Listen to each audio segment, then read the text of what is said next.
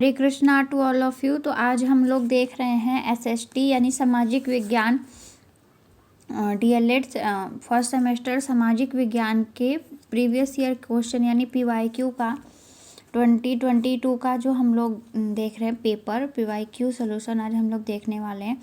तो पहला वस्तुनिष्ठ प्रश्न, इसका मतलब होता है मल्टीपल चॉइस क्वेश्चन। पहले मल्टीपल चॉइस क्वेश्चन दिया होता है। तो हमारा ये जो पेपर होता है ना, ये 50 नंबर का होता है और ये 2 आवर्स का होता है, यानी 2 घंटों का होता है। ठीक है, तो हम लोग इसमें क्वेश्चन सॉल्व करेंगे। आज मल्टीपल चॉइस क्वेश्चन सॉल्व करेंगे एंड मेरे साथ साथ आप भी इस क्वेश्चन का आंसर देने का कोशिश करिएगा। Then let's start. देखते हैं सबसे प्राचीन वेद कौन सा है। सबसे प्राचीन वेद है ऋग्वेद। ठीक है, तो त्रिपिटक कैसा ग्रंथ है? त्रिपिटक बौद्ध साहित्य का ग्रंथ है। आदि मानव का मुख्य सहयोगी जानवर कौन था? तो ये था कुत्ता। देन उसके बाद है पूरा पाषाण काल में मानव का व्यवसाय था तो इसका आंसर है आखेट। आखेट यानी शिकार। उसके बाद है कन्फ्यूशियस किस देश का रहने वाला था? आंसर है चीन। जब आप लोग चीन की सभ्यता पढ़ेंगे तो उसमें इसका कन्फ्यूशियस का नाम आता है।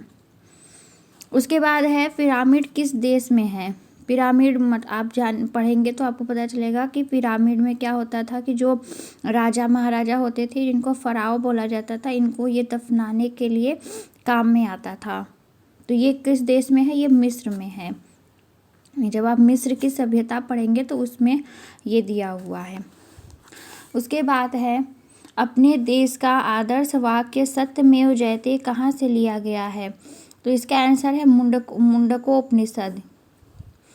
कौशल, जिसको कौशल भी कहा जाता है, महाजनपद की राजधानी थी, तो इसकी राजधानी थी श्रावस्ती। उसके बाद है सांची का स्तूप स्थित है। सांची का स्तूप कहाँ स्थित है? मध्य प्रदेश में। देन उसके बाद है सूर्य के चारों ओर परिक्रमा करने वाले खगोलीय पिंड कहलाते हैं। तो जो सूर्य के चारों तरफ परिक्रमा करते हैं उनको हम बोलते हैं ग्रह। उसके बाद है मानचित्र की उत्पत्ति मैपा से हुई है। यह किस भाषा का शब्द है? तो यह लैटिन भाषा का शब्द है।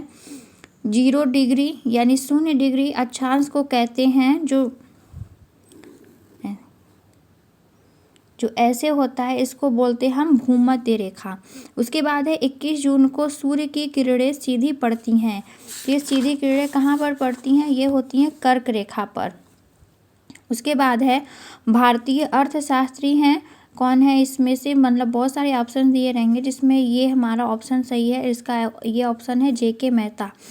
देन उसके बाद है इतिहास के अध्ययन के स्रोत हैं। तो इतिहास के अध्ययन के स्रोत कौन से हैं? साहित्य, यानी कि जो लिखे गए हैं कुछ साहित्य, जो धर्म ग्रंथ लिखे गए हैं वो साक्ष्य हैं। अध्ययन मतलब कि हमको अध्ययन के स्रोत यानी कि हमको कैसे पता चलता है कि जो इतिहास में घटनाएं हुई हैं वो कैसी हुई हैं, वहाँ के लोग कैसे थे, किस धर्म को मानने वाले थे, कौन सी भाषाएं बोलते थे।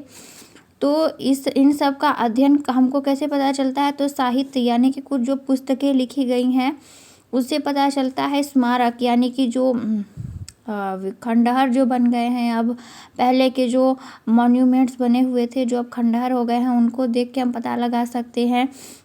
देन उसके बाद है शिलालेख, यानी कि जो पत्थरों पर या फिर कहीं और जो लिखे गए हैं, पत्थरों पर, दीवालों पर, जहाँ कहीं भी कुछ आलेख लिखे गए हैं तो उसकी वजह उन सब को हम अध्ययन करके ये जान सकते हैं कि इतिहास में क्या क्या घटनाएं हुई थी।